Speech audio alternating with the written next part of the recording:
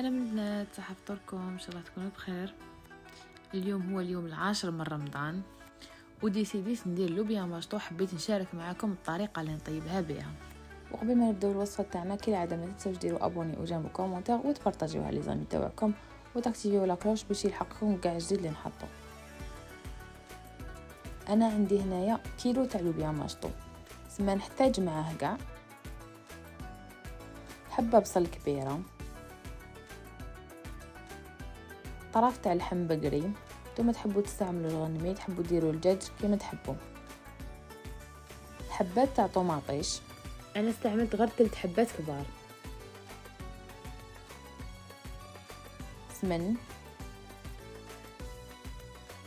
وفي زيبيس حقوا كاع زنجبيل حار عكري كركم ملح وفلفل كحل.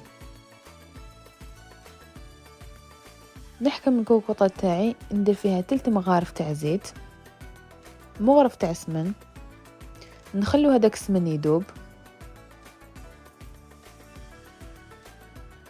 من بعد نرمي فيه هذاك اللحم يتقلى، نخلي هذاك اللحم يتقلى تري بيان في هذاك السمن والزيت. كي نشوفو تقلى تري بيان ندير له هذيك الحبات على البصل،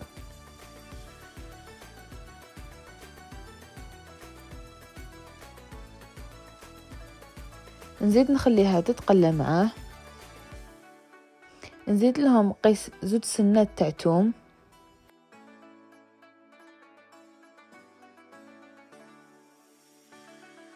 ونبدا ندير في لي زيبيس زنجبيل كركم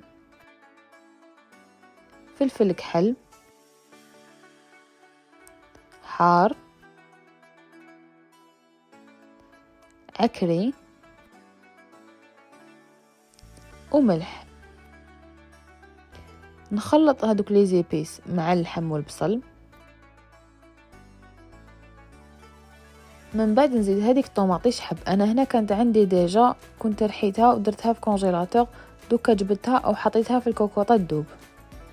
مور ما دابت نبدا نمرق حتى يتغطى هذاك اللحم. مور ما درت الماء دوكا نغطيها ونخليها تطيب. كي نشوف هذاك اللحم ولا طري وطاب نزيد هذاك الماشطو اللي كنت نقيته وغسلته.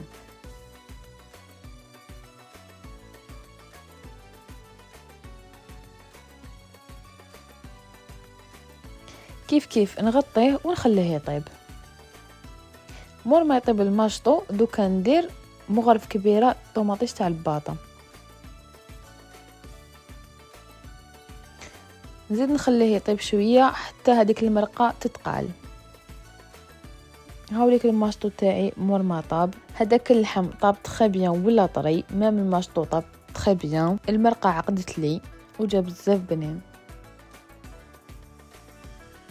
ولا هنا نكون وصلنا لافين تاع الفيديو. ان شاء الله ما نكونش طولت عليكم، ان شاء الله يكون عجبكم. واذا عجبكم كالعاده ما تنسوش تخلوا ابوني او جيم وكومونتير وتبارطاجيوها لي زامي تاعكم وتاكتيفيو لا كلوش باش يلحقكم كاع الجديد اللي نحطو. ودوكا ما عليا غير نقول لكم غير بقاو على خير ونتلاقاو في فيديو جديد ان شاء الله. باي باي.